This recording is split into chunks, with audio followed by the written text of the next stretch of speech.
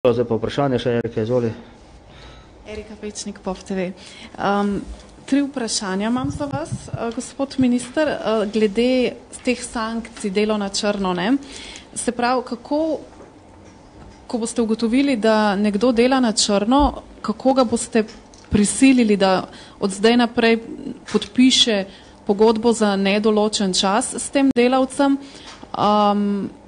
in kako boste sploh dokazovali, da je tudi prejšnje 3 mesece delal na črno, da bo zdaj to za nazaj plačal. Kaj recimo, če bo to podjetje potem šlo v stečaj, ne? In če bo ta direktor, lastnik tega podjetja, to podjetje zaprl in potem odprl enega drugega, ne? In mu tako ne bo treba recimo podpisati pogodbe s tem delavcem naprej, bo rekel, da ga ne rabi več. To sta te 2 vprašanji, pa kako bodo cariniki nadzirali. To je 3. vprašanje.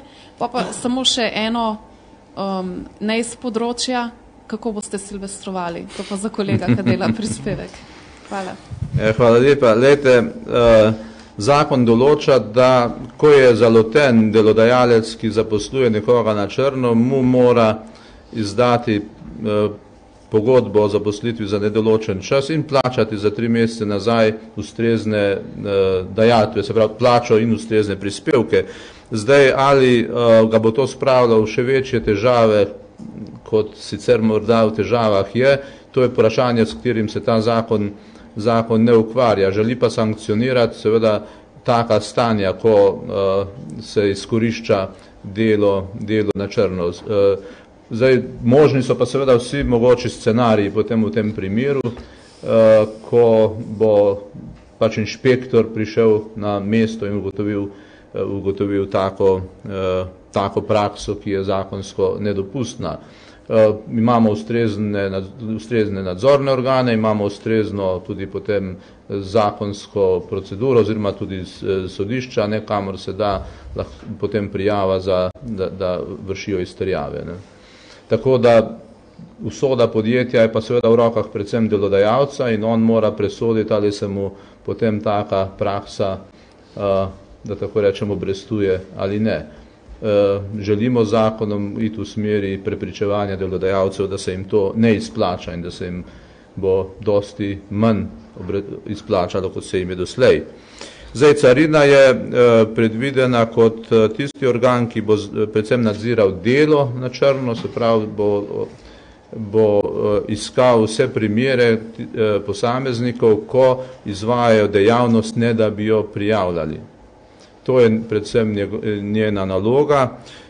Vključevala se bo takoj, ko bo zakon sprejet, s tem, ko se pa predvideva sproščanje človeških virov na področju carinske uprave, se bo pa seveda lahko ta dejavnost še dodatno okrepila. Tako je zdaj nadalje predvideno. Bodo se pa uradniki oziroma uslužbenci carinske uprave vključevali že takoj po sprejetju zakona v to dejavnost. Silvestrovanje? Silvestrovanje bo pa verjetno kar doma. Ja? Ja.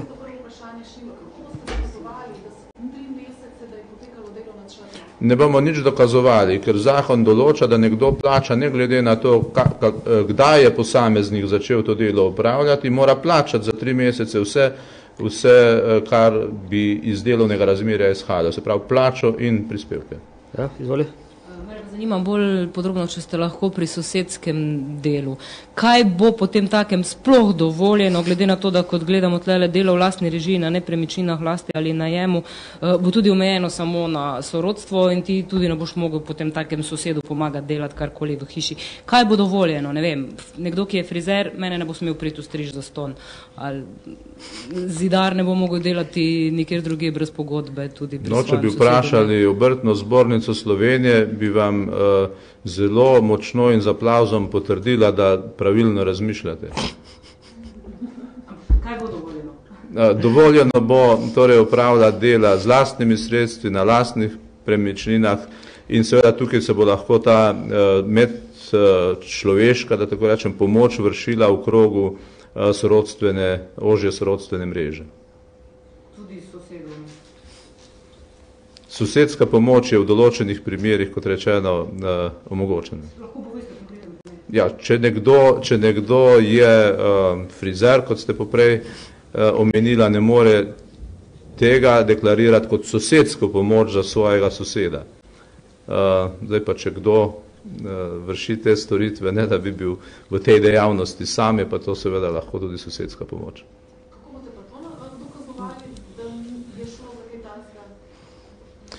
No, s tem se bo ukvarjala inšpekcijska služba, zelo težko bo nadzirati, tako kot je tudi doslej že to področje. Predvsem je bistvena omejitev v tem, da ni mogoče vstopati v zasebni prostor posameznika, tudi ne v stanovanja, v to okolje. Možno je pa seveda nadzirati, tako kot se nadzira sicer pri inšpekciji gibanje posameznikov med lokali in na javnem prostoru.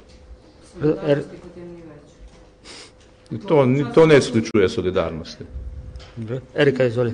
Minister Erika Repovž-Dela, jaz bi vas vprašala dvoje in sicer glede tega dela na črno preprečevanje, kakšne bodo po novem globe, omenili se, da bodo višje, pa še glede pokojninske reforme oziroma referenduma bi rada vaš komentar oziroma še konkretno vprašanje, kdaj lahko pričakujemo odločitev Ustavnega sodišča, približno, se vem, da ni možno natančno. No, globe, kot rečeno, so že zdaj predvidene v določenem razponu. Praksa je pokazala, da so se te globe predvsem uporabljale v tistem nižjem, da tako rečem, nižjih razredih. Torej, če je bila globa od recimo 1000 do 5000, je bila večkrat izrečena najnižja možna kot najvišja, zdaj te možnosti ni več in nove globe so praviloma blizu temu, kar so bile zdaj najvišje globe, kot najvišje globe postavljene. Pač v odvisnosti od tega, ali gre za posameznika, ali gre za pravno osebo in seveda tudi od velikosti pravne osebe. Torej, čim večje je podjetje, tem večje so potem tudi globe, tako za podjetje, kot za odgovorno osebo, kot za posameznika, ki to delo na črno opravlja. Zdaj, kaj pa zadeva vprašanje pokojninske reforme, trenutno pripravljamo vlogo za presojo na Ustavnem sodišču, ki bo v prihodnjem tednu že obravnavana na ustreznih parlamentarnih telesih in verjamem tudi kmalu tudi sprejeta na seji Državnega zbora in poslana potem v presojo Ustavnemu sodišču. Težko je pa reči, kako hitro bo Ustavno sodišče o tem lahko odločalo. Mi smo zainteresirani, da bi bila ta odločitev čim hitrejša. Ja. Lahko še komentar, prosim, na vztrajnost sindikatov pri referendumu? Torej, interes sindikata verjetno je, oziroma sindikat se je odločil za to pot, ta pot je povsem legitimna, mi mu jo ne osporavamo, moramo pa seveda preveriti, ali je z vidika varovanja ustavnih pravic posameznikov, zlasti socialne države, takšna odločitev in takšno odločanje smotrno. Hvala, gospod minister. Hvala vam. Še eno vprašanje? Ja,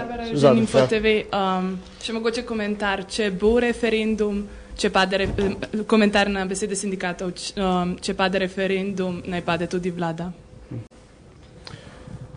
No, o tem se bo odločalo vsekakor po referendumu. Jaz mislim, da so taka vprašanja zaenkrat preuranjena. Hvala, gospod minister. Pomoč sosedska tudi za to ne bo dovoljena. V tem primeru, če bo nekdo pač imel svoje podjetje ali pa če bo delal na nepremičnini. Seveda ne. Če je nekdo, ki je profesionalno v nekem poslu in bi iz naslova te dejavnosti vršil sosedsko pomoč, seveda to ne bo dovoljeno, ker je to njegovo profesionalno področje. In vam more torej zaračunati in da izstaviti račun. Ja, tako je. Kako bodo nadzirali to, da je nekdo nekomu plačal ali pa ni plačal? No,